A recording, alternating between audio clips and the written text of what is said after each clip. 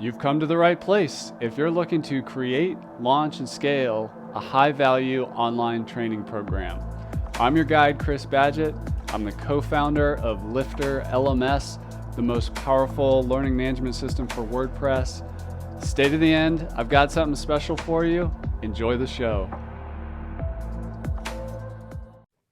Hello and welcome back to another episode of LMScast. I'm joined by a special guest, Josh Hall. You can find him at joshhall.co. He is what I would consider a classic education entrepreneur. He's a WordPress pro. He's a Divi guy. He is a course creator, podcaster, template creator. This dude is all about all things education, entrepreneurship, and he's a rock solid WordPress guy. So first, welcome to the show, Josh. Chris, thanks for having me on, man. One of the cool things about WordPress in general, but also in education entrepreneurship, is it's often a windy road that gets people to where they are. Tell us about, I call it the turn. For everybody, there's like this event that like kind of turns them, or a moment in their timeline. You were a cabinet maker, and you still are. You're still a craftsman. I know you haven't forgotten how to do that, but how did you make the turn from building cabinets to this whole digital WordPress education entrepreneur, like online business owner guy? How did the turn happen for you? Great question. And I probably wouldn't trust myself to build a cabinet now. It's been a decade, so I don't know if I would trust myself to do that anymore. But yeah, I was a cabinet maker for a tour bus customizing shop here in Columbus, Ohio, which is where I'm located. And I was doing that for a long time. I actually worked there through high school. I went from sweeping the floors to becoming a cabinet maker. And when the economy got hit really hard in 2008 and 2009, I got laid off.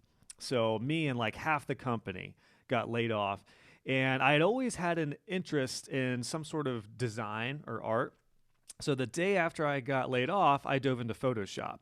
Now, at this time, I was also a drummer in a rock band, and we were doing the Weekend Warrior thing, and we were getting some pretty decent exposure across the Midwest, and we were traveling quite a bit. And we started getting more serious in the band, so I just started doing all of our artwork. I started doing our t-shirt designs once I got familiar with Photoshop and graphic design. Was doing our CD artwork. And then I will never forget it. We were traveling, we were playing a show, and somebody was like, "Hey man, really like your t-shirt designs. How much would you charge?" Or they were like, "Who does your designs?" And I was like, "Oh, I do." I started doing graphic design, and they were like, "Hey, how much would you charge to do ours?" And it was like this light bulb went off. Like, I like how you called it the turn, where it was like, wow, I could actually make some money doing something I really enjoy. So that's how it all started for me, man. I was a cabinet maker, got laid off, and was doing the band thing, and then getting into design. And then once I started doing graphic design, started building that up, I was actually helping out a local church, and they were like, "Hey, we know you're doing design. No one's managing our website. Would you be interested in taking that on?" And I was like, I don't know anything about web, but sure, I'll give it a go. I learned Dreamweaver and some just basic HTML code and basic CSS in those days. And they sent me to the community college here in Columbus to learn a little bit more about web design. And that's what really kind of started the itch for me with web design. So that's kind of the jettison of how it all started for me. That's awesome. And we mentioned on your show, I was having a conversation with you. You have a podcast called the Josh Hall Web Design Show. And I mentioned this framework I use called the Hipster, the Hacker, and the Hustler, which you said you were going to borrow and use. In your turn, you mentioned the hipster, which is the designer. You mentioned the hustler, which is, hey, this church is asking me to do something I don't know how to do. What does a hustler do? They say yes and then figure it out later. And then the hacker, how did you like put together like the skills to put together a website? Like how did Yeah, that come together for you? that's a great question, because the hacker was the one that I'm least adept to. Yeah. So I was a good designer from the get-go. I've always been interested in design and look and feel of things. I was definitely a hustler as far as doing my own thing. And even when I was in the band, I was kind of like the dude in the band that got everything going. Like everyone kind of relied on me to get the gear ready in time to go to the show. And so I was good I already kind of learned. And actually, I'm a big proponent of different industries translating to WordPress and web design. So I actually learned a lot in the band world that translated eventually running my own business. But so yeah, the hacker was the part that I really had to work at. So it was really just a matter, and luckily with WordPress, and as you mentioned, I'm a big proponent of Divi. A lot of my students use Elementor though as well, and I've got a lot of people who are using all different tools in and around WordPress and web design. Luckily, you don't need to be too advanced into code nowadays to get by, but I am a big proponent of at least knowing CSS. So for me, it was learning the basics of just a basic HTML and then just getting more comfortable with CSS. And then as I started transitioning into web design, I learned more and more about CSS, and then one day it just clicked. I kind of realized I understood the fundamentals, and that's what really helped me start to build my own freelance web design business and create custom websites for clients. Well, let's talk about what I'll call the second turning, which is from services to product. So you have templates, you have courses, you're creating a like a content engine too with all this like awesome content you have. What caused you to go from like, all right, this church wants to hire me, they can pay me to build a site or whatever, and I'm sure you got more clients after that. Where did the itch for product come, and then how did that transition happen for you? Yeah, so it was, let's see, I started working for the church with their website, and then once the word got out that I was doing websites, it didn't take long to start getting referrals Referrals. for that. Yeah. Referrals, yeah. My business is 100% referral based. So essentially, I technically started my web design agency in 2010. And actually, funny enough, at the time of recording this is my 10-year decade anniversary for my web design Wow. agency because we're recording this in October 2020. I started it officially in October 2020. So I was doing freelance and I was getting involved in more web design, and then I was doing graphic design and web design for my solopreneur agency for years. Essentially, I started in 2010, and I ended up doing more classes at the community college here in Columbus just to learn more about design. I learned Illustrator and Photoshop on a deeper level, and my whole goal was to just work for an agency, like get a job as a designer. But I remember the side business doing freelance, it picked up pretty well. And I think I made like 30 grand or something. And I thought, man, if I made this just working like part time, what could I do if I went full time with it? So when I finished my little 2-year associate degree, I had already built up some good freelance. I'd come up with my business name, which was actually based off my band's third album. My business name was In Transit, and that was our third album. So long story short, yeah, I went for it and I continued to build the agency up. And then I just became a business owner and an entrepreneur over that time. I had no real drive to be a business owner. It just kind of happened. I just kind of fumbled into it, learned a lot about personal development, learned more and more about business. I eventually took more trainings and got involved with some coaching that really helped shape my mindset. And I was a freelancer and a solopreneur until I eventually started scaling my web design business. In I think this was about 2016. I really started hiring some more stuff out. And then once I started scaling it, I realized that the next step for me was I really had a passion for teaching, and I had a passion for sharing kind of what I've learned with other folks. So to answer your question, the second turn really happened when I became a part of the Divi community. I started using Divi, and I have not used another WordPress theme since 2014. And then a couple years into using Divi, I realized, holy crap, Divi has an amazing online community. So Lots I of them. became lots of them. So Yeah. I became a part of some of the Facebook groups. I started a Facebook group called the Divi Web Designers Facebook group, and What it's year the was second. that? That was 2016. And how That big was is it now? 22,000. So Wow. we're blocking. We have an entrance rate of only about 50, a little over 50%. So we're pretty stingy on who gets in. So it's the second biggest group, and it's been amazing. But what I did is when I started that, I had no idea how many other groups there were. And so it was just, persistence and consistency that really helped grow that group. So it kind of gave me a name in the industry and in the realm there with Divi. And then back then, sometimes when you would post on Facebook, it would show like the location you were at when you posted. And the content manager for Elegant Themes, who creates Divi, posted in my group, and it said Columbus, Ohio under it. And I was like, oh, no way, he lives in Columbus? So I just reached out to him, and I said, hey, man, I'm Josh. I'm a local Divi guy. Love Divi. It's a huge part of my business. I'd love to take you out for coffee.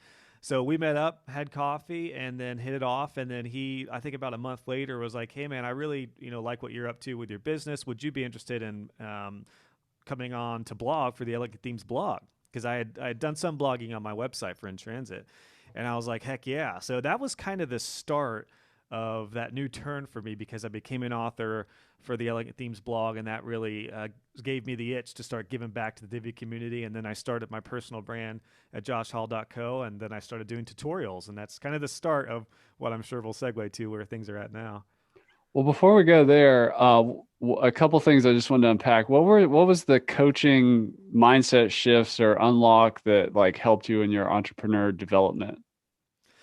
That great question again. I think for me, the biggest thing was becoming a business owner and delegating. Yeah. I tend, because I'm a hustler and because I became kind of a makeshift hacker, I could figure almost everything out. And even though it would take me 3 times as longer as a good developer, I could figure out some coding, or how to piece WooCommerce together with some other plugins and stuff like that. So I just got so used to doing everything on my own. And the shift for me was realizing that I was working so much time in the business, I wasn't working on the business. I wasn't doing any marketing. I wasn't really innovating the business too much. At that point, I had started a website maintenance plan, so it was my first taste of recurring income. And that experience showed me as well that if I take some time to build out something that's going to be really valuable for my clients, yeah, it took some time, but it was my first dose of like really innovating and working on my business. So there was a series of things that kind of led up to that. But one of my clients was actually a business coach, and then eventually I enrolled in their program. So we were kind of clients of each other. And that really helped shift my mindset as the business owner. I started being more serious about the business itself, where it was going. And at this point, I had just started delegating and subcontracting out more work. So I really kind of embraced the CEO role. And what I realized was, if there were tasks that I could do, but I knew were going to take a lot of time, I just started getting those off my plate. I realized I had to focus on the high level tasks that only I could do in the business. And it's not that I'm above those little tasks or that I'm better than those. It's just my time is more valuable now as the head of the company. So I learned, whether it was basic Divi stuff or content kind of stuff, or troubleshooting CSS issues and stuff like that. Those are the things I could hire out. So that was the biggest mind shift when I started, really becoming a business owner and an entrepreneur. You mentioned being a community builder in the online group. So I'm going to put the pressure on you. If you were to give somebody 5 principles to build an online group, what have you learned? Like what operating principles would you stand by? And I'll help you keep track. You got 5. Okay. Well, I would say first off, you got to have the heart. You've got to have some sort of mission for it. When I started my group, the whole intention was to help people have a safe place, a community that was really going to help build them up and not tear them down, because web design groups notoriously are vicious.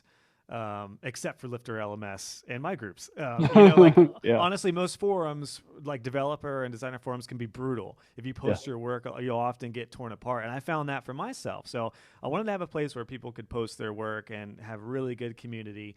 I did not intend it to be this big, so it's a little different now, but it's more of just a support group now. But in the early days, it was a very close-knit community. So that was the first thing. I wanted it to be a place that was helpful.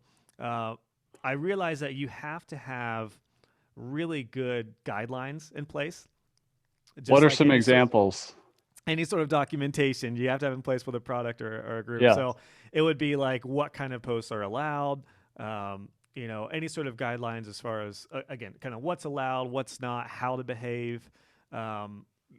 Some groups are really stingy on, like, you post tutorials on Tuesdays, you post your work on Wednesdays. We didn't go that route. I kept it very open-ended. But at the same time, I made very strict guidelines in the fact that, don't come to the group and ask for work. You can post an opportunity, but you can't ask for work, stuff like that. So having really clear guidelines was one. I would say the third would be to be engaged. Like, if you're going to Yeah. be the leader of the group, you've got to be there. You've got to actually show up. Otherwise, it's just going to die unless you have a team, which I guess will be point number 4. You really need to be there and really be leading the charge, and you have to be excited about being in that. So I would say being there is the big one. You got to set the example. Number 4 would be to have, once it scales, to have a good group of moderators or a team that you can delegate some stuff to, so you're not responsible for every approval, Yeah. every denial, every issue. That was the big one. And then I'd say 5 would be just consistency, which that's almost, I think every aspect of business, consistency is always in the mix. You have to be consistent. If you're really amped up for your group and you post a couple of days, but then you don't show up for another month, it's not going to go well, particularly in the early days. How often do you show up now? Like here we are 4 years later or whatever. How often are you there? I don't show up as much now just because I have moderators who handle everything. I do a request approvals and stuff, or I do approve some requests and everything, but I show up. I mean, I'm in there every day at some point, usually just to pop into request approvals and stuff approve requests, some stuff like that. But I don't dump into the threads as much now, simply because, for one, I found myself getting pinged like crazy. And Like I would log personally? on, yeah, personally, which is a big issue. I'm actually trying to work some of that out right now. So people would be tagging me like crazy, which was cool in the early days. But now it's like, man, I also have groups for my courses, which I'm sure we'll get into. So there's a lot of different groups. So that main group is essentially, it's run by me. I make it very clear that this is a Divi support group by joshhall.co. But I do hop in usually once a week at least. I'll jump in the thread if somebody has a question or posts my tutorial and has a question, I'll hop in. So I am still active. It's just not as much as I was previous to this, because now I do have courses and I have different levels of my community now, my tribe together. But yeah, I still, even at this level 4 years later, I'm still in it, and I've never gone more than a few days with at least being, inside it to some extent. Yeah, that's awesome. So just to recap, you got to have passion in your group. You got to set the guidelines, set the frame. You got to be engaged, get your team involved, and be consistent. I love that. That's super hard-won truths and just a good blueprint of the fundamentals. That's awesome. Well, I Let's didn't talk. have time to think of any better ones. I'm sure after the call, I'll come back like, dude, Chris, I thought of 5 better ones. Well, I think that, the big takeaway you said for me anyways was that there's a lot of bad groups out there. So like making it, especially in tech or especially around products where it can get really negative or whatever, or people being trying to use it to grab clients or something like that. So it's not a group is not a passive thing. It really isn't. And you got to really Yeah. invest. It's So, living, it's breathing, it's people. yeah. It is. And luckily, the Divi community itself is something special. You said Yeah. that, I think maybe before we went live, you said you love the Divi community. It is something special. It just attracts good people. Now, that said, with a group of 22,000, we're going to have some bad apples. Right. And I mentioned that we have just over a 50% approval rate. We still get a lot of people that slip through there, and then they end up spamming, or they end up, tearing somebody down. And then we're pretty quick to act on that. And if one of my moderators doesn't know if they should be deleted, then they handle it for me. And that's where every couple of days, me jumping in there is crucial. But I have 2 thoughts on that. One is that everything rises and falls on leadership. Yeah. So you, as the leader of any sort of group, you have to set the precedence, which kind of goes back to the 5 points that we talked about. So people are going to see the leader, and they generally kind of act like the leader a lot. And then the second part to that is, there's a quote that I heard a while back that I just love as a course creator and as a tribe connector, and that is, your vibe attracts your tribe. Wow. So That's good. when you are, as somebody who is running a community, people are going to have their own personalities and stuff, but you set the precedent, and that goes back to like staying involved. And I love that quote because it really resonated with me. And what was interesting, and the way I saw that play out through the years, was that there were tons of Divi Facebook groups. There still are. There's a lot of them. But the question is, well, what's the difference between my group and a bunch of other ones? Well, I think honestly, it's just the 5 tips that we went over. It was showing up. It was being helpful. Even though the group has changed at a higher level now compared to what it was when we just had a few hundred members, and it was a lot easier to be really engaged. the core is still there. It's still a very helpful group, and if somebody's not being helpful, then we nip that pretty quick.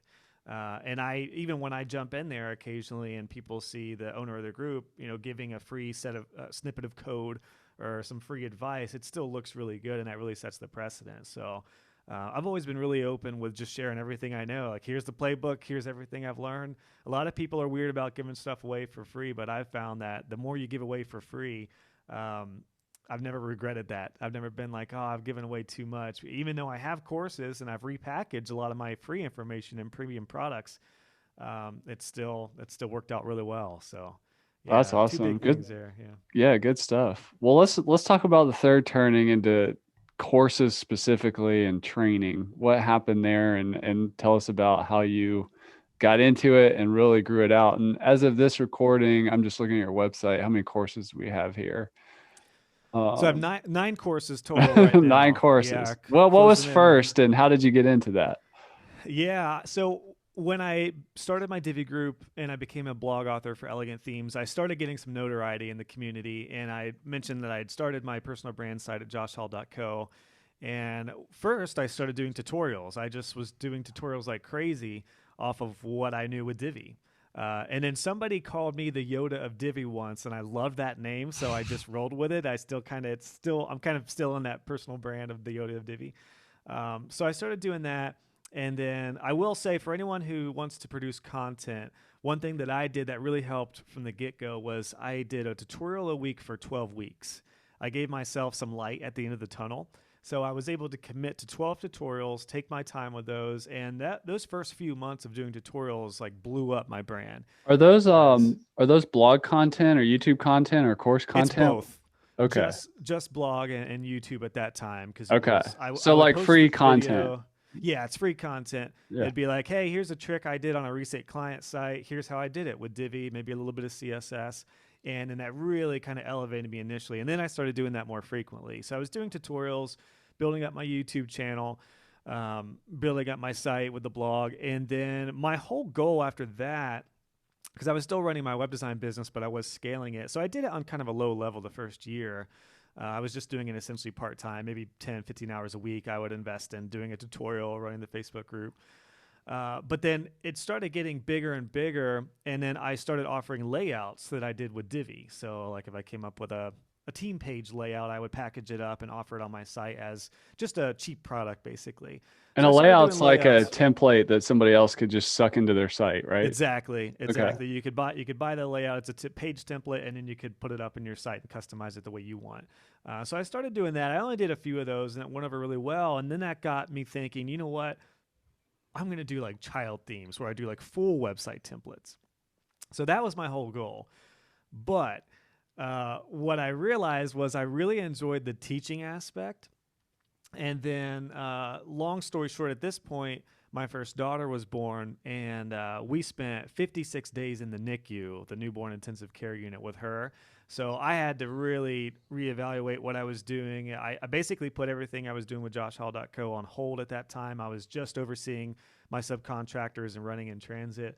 But funny enough, at that time, my YouTube channel got featured on the Elegant Themes blog by another contributor. And then I looked at my subscribers, and they like doubled. It went from like 1,000 to like 3,000. So once we got out of the NICU and we kind of settled down, I kind of started going back up with more tutorials. And that's when I realized I've learned a lot. And to answer your question, you wonder what like the first course was. My first course was how to create a website maintenance plan for recurring income for web designers. And the reason I was so passionate about that was because our maintenance plan was one of the things that got us through the NICU. Because I had a really hard time working in those couple months. I did work from a Panera, a coffee shop across the street from the hospital.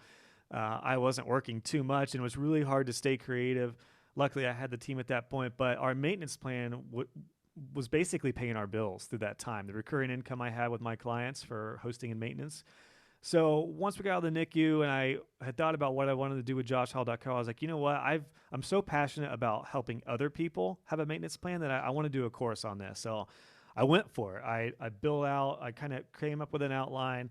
I did go with LearnDash. I know, I'm a big proponent of you, Chris, and what you do with LifterLMS. I ended up using LearnDash, but I built the course out, and then I launched that in, I think, August of 2018, and it went really, really well. I think I had almost 100 signups for the first like pre-order and launch phase, and I got such good feedback on the course that really it was all downhill from there, man. I was full blown course creator right then. So I basically I was about ready to get going on child themes, and I pushed that to the side, and I was like, I'm doing courses. So I did after that one went over really well. I did a CSS Divi course, which is a really big course. And then once the new year came around in 2019, I went on a tear. I did like 4 courses in a few months. One on cPanel, because that's really, really important to know just to understand how the file structure works and all that. I did one on my web design process. I did one on WooCommerce, and then one as kind of a Divi beginners course. So at that point, my lead designer from my agency was really taken off and able to handle a lot of that. So I almost went like full blown, course creation. So yeah, that's kind of how it all started. I went full blown courses then, and that's what really set in motion for me to finish kind of like this suite of courses. Wow, that is such a cool story. And just tell us briefly, what was the becoming an entrepreneur, like I relate to what you're saying. So it's somewhat of a journey of self-discovery. So you're about to become like a child theme creator, which is more of like a software product entrepreneur. And then you discovered this teaching thing. What was it? And you're like, wait a second, this one is resonating stronger than rolling out child themes. Like what was that for you that lit you up as a course creator? Well, I've always liked teaching, and Yeah. what I realized was doing tutorials was that I'm actually a pretty good teacher. Yeah. I got better and better with the tutorials being more concise and being more direct. And I was getting YouTube comments like crazy with people saying like, dude, you've like changed my life. I feel comfortable with Divi and I'm customizing. And that really set the itch for me. Like I mean, child themes can be life changing in a way, but very rarely is somebody going to be like, I bought your child theme and my journey has changed forever. Yeah. It's very rare that a product's going to do that as much. So I really enjoyed the human aspect of just really making a big impact with the knowledge I was sharing, because I realized too, I've learned a lot in my experience. I never considered myself an expert, but I realized, at that point I'd been doing web design freelancing for 7, 8 years, and I learned so much that I didn't want to keep to myself. I wanted to share that on a one to many level. And I'm a big proponent of, even if you're like year into your journey, you've probably learned so much that you can start giving back, and you can do that for free in Facebook groups, or I'm a big proponent of people starting courses pretty early on as well, just sharing what you know. So that was the big thing for me. I just always liked teaching too. Before all this happened, I was actually an advisor. I still am an advisor to a local high school media program. Hmm. And years ago, they would send me in like once a quarter for a full day, and I would have a couple students, and I would just show them like how to do websites and some basic design stuff. And that really got the itch for me to do that on a bigger level. Now, then it was like 1 to 1 or 2 students who were maybe halfway interested. Most students were just wanting to learn video game design, and they would just kind of space out. Whereas I had some students in there that were like, they were all about it. And when I found the students that were all about it, that just lit me up. It was like the favorite thing I had done to that point. So when I started doing courses, I realized it was like those few students I had back then, but it was like hundreds of them. So now I've got hundreds of people who are amped up and fired up and really serious about their business. So yeah, This that was is the initial itch. And then it just kind of, it grew from there. That's awesome. I'm glad you talk fast because there's so much I want to cover, and we only have like 30 more minutes. So, um, I wanted to dig in for the WordPress freelancers and agency people listening to this. And if you're an expert and you don't build sites for clients, hang in there. We're going to get into the membership and where Josh is going with podcasting and other things. But I'm just gonna challenge you again as a course creator. If you could give 5 principles for building a web design maintenance plan. Well, first off, you need to think about your clients, because you got to think about the benefit for the client. Because if you just think about recurring income for yourself, your client's going to know that, and it can come across a little greedy, Yeah. because it's awesome. It's awesome for web designers to have this recurring income. It's crucial. So you got to think about your client. You have to do the benefit for them, and those benefits are, you are their web person. You're that web guy or that web gal for them ongoing. You have you are their support person for years to come. So you have to think about it for the client and really highlight the benefits. I would say for you as a web designer, as kind of a number two, it's going to end the feast and famine of web design, because web design is very project oriented. So you have really good months and really bad months. And a website maintenance and hosting plan really kind of alleviates that often, because you can cover your basic expenses with a maintenance plan. It doesn't take too long to scale it, and it is scalable. So got to think about your clients. Got to think about how it's going to help your business and how to implement that into your business. As far as the plan itself, I would say, trying to think of a good way to recap this. I would say limit the amount of tools that you use in your toolbox. I think that's an important thing, because we did our maintenance plan and I only use Divi, WordPress, and our handful of trusted plugins and WooCommerce. So when you have a maintenance plan where you're dealing with a lot of different themes and a ton of different tools, it can be a little tricky, because inevitably sometimes there's conflicts between a bunch of stuff. And when you end up bringing people on to help you with your maintenance plan, if you have a subcontractor or something, if you're using Elementor, Beaver Builder, a bunch of different themes, and Divi, they're going to have to know all these themes to be able to work with that plan. So I found that kind of keeping a smaller a set of tools has been really huge. The next big thing is the actual platforms for the maintenance plan. I use Managed WP, but there's some other good ones out there as well. So you want to have something that is going to be trusted and that really handles all the main aspects for like updates for plugins, basic optimization. With Managed WP, you can do reporting, which is huge. Keeping in touch with your clients is absolutely huge.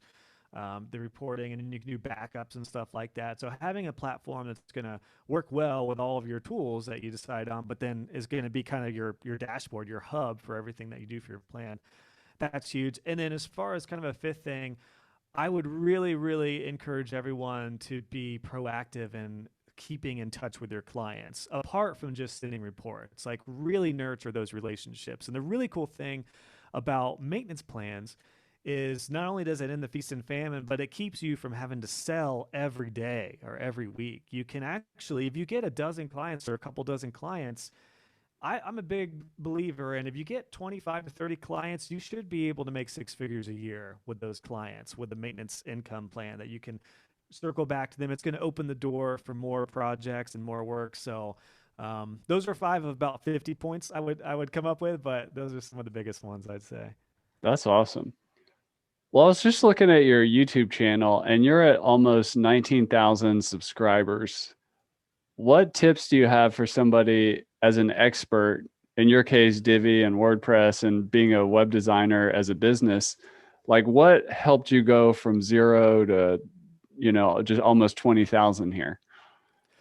Probably goes back to what I said earlier, which is consistency. I just consistently pumped out Divi tutorials, which really elevated my exposure on YouTube and my website. Because contrary to my service business, when I did my agency, that was 100% organic and referral based. JoshHall.co, on the other hand, is 100% SEO based. So there's no local referrals with this. It's completely YouTube search and SEO. So consistency was huge, and I didn't go wild on keyword research. I basically just posted stuff that I learned and I was curious about, or if I looked for a question and it wasn't addressed or it wasn't addressed well, I did a tutorial on that. And then I branched it off to not only Divi tutorials, but eventually I did more like personal development kind of vlogs and videos and stuff like that. As of right now, it's primarily just my podcast, because my podcast is video as well. So all the videos go up on there, but I'm going to start implementing more tutorials in with the podcast videos, because if you look at my channel right now, all the recent stuff is just the podcast videos, just because I've got a lot else going on right now. But I'm going to start doing more Divi tutorials and more tools and tips and tricks in and around platforms for web design. But consistency is a big one. And then going back to what I said earlier, if you give yourself some light at the end of the tunnel, do like a 3-month tear of content, and then take a month off. You could do something like that. That way it's not so overwhelming. Because if you just say, I'm going to do a tutorial every week, it can be a little daunting until you have a system to keep up with it. And how did podcast enter the conversation? Because you started with blogging and guest blogging and then and YouTube. When did the podcast roll on the scene and why? Yeah, so 2019 I had just went through releasing a bunch of courses together, and at that point I had like 6 courses, and I was working on my next course, which was going to be the biggie, which is my business course. And I was planning everything out with pricing and collecting content and all the big areas of web design. And then I released that in the summer of 2019, and I knew that I wanted, really, by doing that course and getting the feedback from some amazing people, I always knew that I wanted to do a podcast because I figured it'd be a great way to build my community and my network of designers and folks such like yourself, Chris. But also, I knew as a podcast listener that there was something about podcasts that builds likability, trust, and just a lot of other aspects that are hard to get with videos, particularly like tutorial videos. So I always knew I wanted to do it. So I was actually planning on doing one the year before, but I just felt like I didn't have the time. So once I got my business course done, I knew I wanted to get going on the podcast. And I went through, I'm a big proponent and a fan of Pat Flynn, who's an entrepreneur and in the entrepreneurial space. But he has a podcasting course. So I invested in that. It was a big investment, but I went through that course and it rocked my world. It really helped set me up just because, again, I had learned that my time is the most valuable thing. So if there's a course that's going to help me from point A to point B, then I'm going to take it. And that's exactly what I tell my students. Like, yeah, you can learn CSS on your own, but it might take you how many days or months. It's going to be very scattered, or you can go through my course and it's going to help you in a matter of hours, in a matter of a couple of days. So I had that same mindset. I'm a course creator, but I take a lot of courses now too if it's going to save me time. So went through that course. It really helped set me in motion to have a successful podcast right from the start. And say for anyone do a podcast, don't launch with one episode. It was one thing I learned in that course was to launch with a few episodes, and I made it like a concert, like a big kickoff.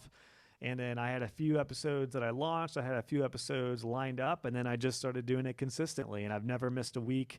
Right now, I'm publishing 2 episodes a week, but I think I'm going to back down in the new year here, back to 1 or 2 a week, just to have some time for some other stuff. But it's been huge, man. It's been a game changer for me as a course creator because it just builds that like and trustability. I just made up a word, but it really builds so much that videos and other types of content can't build because with a podcast, people are listening to you over and over and over and over. And as everyone can probably figure out by listening to me, I do like to talk. I like to get detailed on stuff. So podcast lends itself to my personality really well. Because with a YouTube video, I've got to be fairly brief. I've got to be fairly swift. And I've explored putting some of my YouTube videos as podcasts. And I had one video a while back that I did, which were like my top 10 lessons as a freelancer. And I had a lot of people on YouTube and on the video saying like, this was really good, but it was really long. It was like a half an hour. Well, I did it as the podcast and everyone loved it on the podcast. So it's just a difference of how you can be really detailed with podcasting. So it's been a game changer for me, man. It's something I still love. I've actually learned so much from it as well, just from guests. Like now, instead of just relying everything on my experience, I'm able to share what's worked for other web designers and other agencies. So that's been a big game changer part of it too. And last point on podcasting is I've found it's brought so many people that are serious about their business. So the YouTube tutorials I did with Divi, a lot of people find me through there and it segues them to my podcast. But I also get a lot of people who have zero budget and are just looking for something free or something cheap, and they're never going to buy a course, or they're going to be like, oh, $97 for a course. Oh, no. Whereas the podcast folks are serious about their business and they'll go drop $500 on my business course because they've listened to me and they've got a lot of value and it started changing their life already. So they're like, absolutely. If the podcast is this good, then the course has got to be way better. So yeah, it's been huge, man. That's awesome. A question about where you're headed next. You mentioned going towards a membership, and I find that people get a little hung up on these words like, I'm going to build an online course. I'm going to build a membership site. I'm going to build a coaching program. I'm going to build a training company. I'm going to build an online community.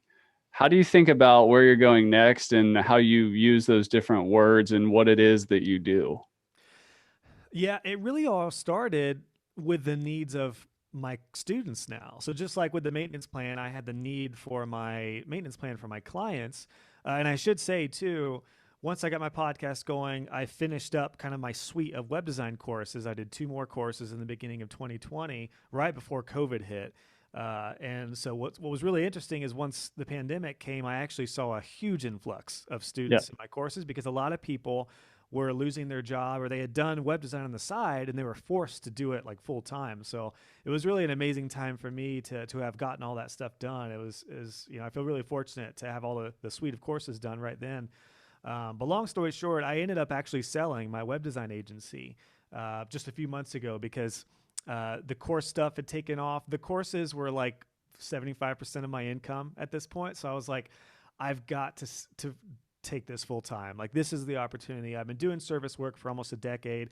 One of my students is actually the one who took over my web design business. And what was really cool about that was he came through my maintenance plan course at first, then went through all my other courses, learned my systems, learned Divi, learned all my processes. So when I turned my clients over to him, I'm condensing a very long, in-depth story, Yeah. but when I turned my clients over, it wasn't like they were working with somebody who used different tools. He used all the same tools, and better yet, he used the systems that were in my courses. So, Trained by you. That's awesome. yeah, it And was kind of a just to be yeah. clear on this, how long did you run a service company and a training company at the same time? How many years? So about 2 years. Yeah. Yeah, I kind of the first year I was doing the layouts. I wasn't doing courses yet. It was actually a year and a half exactly from the time I first built my first course, and then with selling the agency. So there wasn't a Just switch you flipped. It was a transition. It was a transition. Yeah, Yeah. yeah. Because and I would and anybody who is going from one endeavor to another, I heard a good analogy a while back. It's like swinging from a vine, and you need to make sure if you're swinging from one vine to another that there's enough weight there to hold you. Otherwise, you're going to plummet to the ground. So yeah, I didn't have a successful web design agency and then say I'm just going to start building courses and get rid of it. I did them together, and the cool thing about doing it together was, I was still actively in the industry while I was producing content. So that was a biggie. But the cool thing is now, kind of as we look moving forward, I still retain some ownership in my agency, and I'm overseeing my CEO now, who took over the business, and I'm still really in touch with the team and our processes. So he's basically relaying everything to me to continue on with good, relevant content for my students. Nice.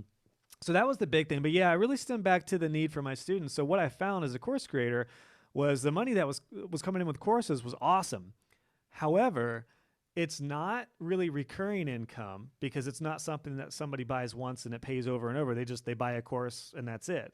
And it's not really passive because you need to actively promote it and do a lot. So I had months that were really good with course sales and months that were a little down if there wasn't a launch or if there wasn't a sale or if there wasn't any good promotion around it. And what I found was, so number one, I wanted to have more stable recurring income with the courses. But the other aspect was the students themselves. What I found was a lot of students would come into a course or they'd go through multiple courses and they would like say it was life-changing and it was amazing and it would be awesome. But inevitably, once they're done, they would disappear unless they would intentionally reach out to me or come back to me. It was hard for me once I got several hundred students to remember like, oh, I should reach out to Jimmy to see how Jimmy's doing with his business. It was hard for me to do that. So what I realized was there was a big need for a deeper sense of community and connection, which is what I'm actually building out right now through my membership. So my membership is going to be, I'm just calling it my web design club. And it's going to be basically it's a much different than a free Facebook group because it's going to be a premium type of membership where a lot of my students are going to be able to connect with each other. What I found, what I was doing was I was pairing students up with each other like crazy. So I'd have a web Like design, mastermind creation or yeah, what? exactly. Yeah. Very much like a mastermind, like a community that's private, that's going to weed out the people who are not a good fit for, like if somebody has zero budget or they're not ready to invest in themselves, then I've got a free group. They can join my free Divi Web Designers group. But this is for people who are really serious about their business. I'm also doing like exclusive training and a bunch of other aspects and really cool things in the community. But it's also a place where they can connect with me because as I get more notoriety in the community, I'm not going to be able to answer every email that comes through or random message. So everyone who joins my community will get a private messaging thread with me for basic questions and basic coaching, basically. And that was really the key, was to bring my community of amazing students together, because like I said, I was basically playing matchmaker. Like, I'd have one student go through a course and they say, "You've helped me out so much. I love the course. I'm ready to hire somebody. Do you know of like a designer?" I'm like, "Oh, I do. Yeah. Here's a list of recent designers. Here's my network." I was doing that left and right, and I still am. So the community aspect is going to be where like everyone can go, and I just can't wait. I'm really close to launching it here. So I know it's going to be a big piece, and it's really going to be, I think, kind of the glue that fits all the puzzle pieces together, because there's a lot of things that I want to teach on and go in more in depth, but don't really fit in my courses. Like, I'd like to talk to people about how to get better on camera and how to do like basic videos for their business. I guess I could do a course on that, but I'd rather that be kind of a membership type of piece. That's So cool. there's a lot of like little side topics like that that are going to help my students that don't really fit into my web design courses, that this membership is going to be a big part of. So just so Yeah. we're clear on the model here, it's the membership is like a value add. It doesn't include courses. The courses are standalone, but then there's Correct. this continuity thing which provides more support, more community, ancillary content that is around the ecosystem of what they're up to. That's what it is. It's not like a membership that includes all your courses, right? Exactly. Yeah, the Yeah. courses are still separate. They're their own standalone things, and I debated on putting the courses in the membership, but I've got hours and hours of content in the courses, and Yeah. it would just be overwhelming if you join the Yeah. membership and there's like 100 hours of stuff to go through. It just doesn't lend itself for success for the students. So Do yeah, you the see courses are people separate. Yeah. do you see people joining the membership only after having taken a course, or they might join and then realize like, oh, I might want to take this course, or both, either or, choose your own adventure kind of I thing? think it'll be both, and maybe we could schedule a follow up on Yep. this next year to like Yeah. I'll kind of fill you in on what I've learned with the membership alongside courses. But I have heard from people who do both that they feed into each other. I think that more people will go through courses first, and Yeah. then they'll come to the membership as the sense of connection. What's interesting is I built up a little member interest email list, and I've been doing some calls and some Q&As with people who are my students who are interested in the membership, and they're like fired up. They're like, "I can't wait to join. I'm ready to go like right now," just because they're dying for that sense of community that's Yeah. at a whole nother level than a free Facebook group or a course group. So yeah, I think it's going to feed both, but I have a feeling that most people will come through courses first, and in the membership is going to be that piece that really engages them, really connects them, and I think it'll be a really good upsell for people who, like, maybe they go through my business course and then they join the membership, and then they hear people talking about my SEO course, and they're like, "You know what? I need to take Josh's SEO course," and then they go through that. So I'm pretty sure it's going to feed really nicely with each other, and I'll definitely. We'll do a round two if you want, and I'll fill Yeah. you in on Yeah. what I learned. What I Yeah. learned in We'll the definitely membership. check Yeah. in a year from now and see lessons learned. In terms of pricing, I'm just asking you because we get all these questions. I'm not asking you specifically on price point, but are you thinking of like a monthly thing or an annual thing or Two both options. options? Yeah. Both, yeah. So right now I'm like 99% sure I'm rolling with 99 a month for the membership, although I'm going to give founding members a 20% discount. Early So adopter. Nice. yeah, early adopter discount. So if you Yeah. join within a few months, I'm going to set the deadline. You'll get it for like 79 a month, and that will include everything in the membership with trainings, weekly Q&As, the private coaching thread with me, and everything that's involved with the membership. But then there'll be an annual, and I'm thinking annual I'll probably do for like the $9.99 for the Yeah. folks who want to save. But then I will be giving discounts to students who are already in a course. So if they want to upgrade to the membership, then they'll get a special student discount. Because I'm a big believer in not being a cable company, meaning you want to give your best deals to the people who are already a customer. Because like Wow. Yeah. I cable love that. companies, cable Yeah. companies, the typical like we're going to give our best deals to new people, and then what happens after a year? They hike up your prices. Wow. So I'm a big believer in if you get a student or you get a customer, treat them even better as the years go on. Give them more discounts as time goes on because you'll make a client for life. So yeah, pricing model wise, that's what I'm looking at.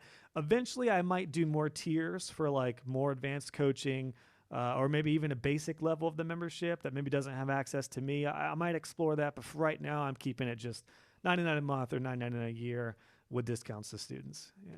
Man, this is awesome.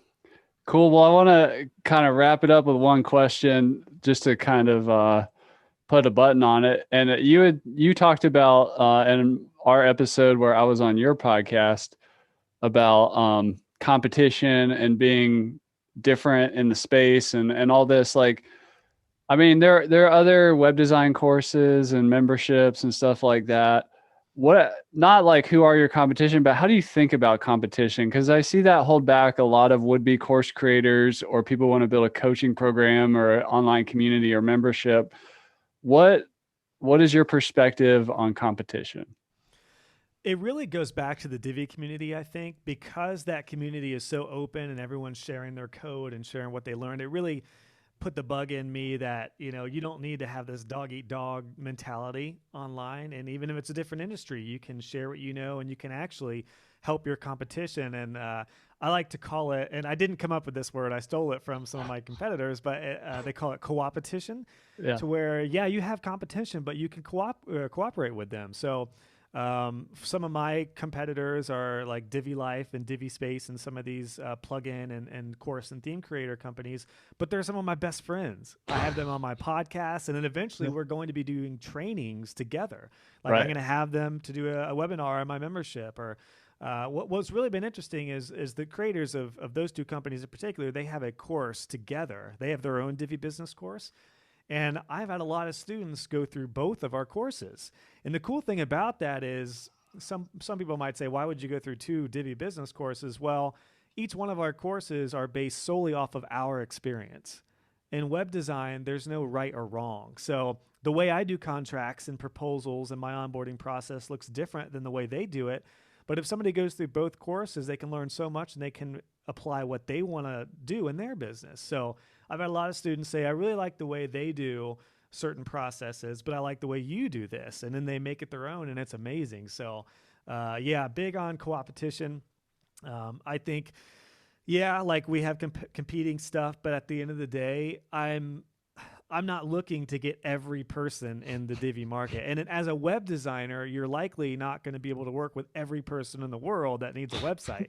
So just stay in your lane and it can be you. And it was the same principle with my Divi group, my Facebook group. There was a ton of other groups, but I just, instead of like looking at their numbers and being worried about, how many subscribers they were getting or whatever, I just focused on being genuine and being real and helpful. And that's how my group grew. And it's the same principle that I applied to my my courses, and it's actually the same principle that I pulled from my web design agency. We had a lot of competitors, but I wasn't trying to compete with them. I was like, you know what? I'm in Columbus, Ohio. There's plenty of people who need websites. I'm not going to try to get every person in Columbus who needs a website. So I just focused on my, few clients that turned into a few more, and then it built up from there. So yeah, that's the biggie, man. Co-opetition, all about it. And actually, you learn a lot from your competitors if you're friends with them and you're not worried, And I know my episode that I had you on for my podcast, Chris, you talked about Justin and LearnDash. You guys are friendly competition as well, but I know you're cool with each other. It's not like you see Justin at a WordCamp and give him the side eye. Or I don't know, maybe I haven't seen you, but I can't imagine you're that kind of person, So yeah, it doesn't have to be like that. There's plenty of fish in the sea, digital sea, I guess. And it just makes life better. Like, it sucks waking up trying to compete with somebody when there's no need for that. You can help each other out, and then you can really make a big impact. And you can actually wake up and enjoy your day and love getting online. So, yeah. I want to make the web a more friendly place. That's kind of what it's all about. Yeah, it's about the infinite game. Like there's a lot of resources and like customers out there or whatever. It's more infinite than a fixed game where there's only so many. I mean, you can't Yeah, build a website for everybody in the world. yes. So And also, just real quick, I know we're on a time crunch, but I will often promote and recommend my competitors. So somebody in my Divi group a while back said, hey, there's a bunch of Divi CSS courses. Which one should I go with? And some of the other course creators popped in and they were like, go with my course. It's way better than the other ones. And I tried to take a different approach. yeah. So I said, hey, man, I said, yeah, there's a lot of good options. And I said, it might come down to who you resonate with. I said, look at the course overviews, look at the budget to see if it aligns with everything. and just make sure it's somebody who you resonate with. And I said, here are all of the people I know and trust that create Divi courses. And either way, no matter what route you go, you're going to be taken care of. But I would just encourage you to choose who, you want to be your teacher and your guide. And that person went with my course after I posted that. So oddly enough, recommending a bunch of other courses was the catalyst for them to join my course. So that's awesome. Try that out next time there's a situation like that. So that's Josh Hall. He's at joshhall.co. If you're an expert type person, subject matter expert, go check out his website. I think it's such a great example of having content, courses, and all these different things that work together for a clear customer. If you're a WordPress professional or agency, go check out his business course, check out his membership. Josh, I want to thank you for coming on the show. Any final words for the people as we sign off here? Thanks for having me on, Chris. I really enjoyed my time with it, man. I would just say, just think about your mission and just align your content and your plans around, the impact you want to make. It sounds cheesy. It sounds really entrepreneurial and corporate-y, but if you keep that at the heart of it, then life will never get boring and you'll be able to do all kinds of cool stuff. And that's a wrap for this episode of LMScast. Did you enjoy that episode? Tell your friends and be sure to subscribe so you don't miss the next episode. And I've got a gift for you over at LifterLMS.com/gift. Go to LifterLMS.com/gift. Keep learning, keep taking action, and I'll see you in the next episode.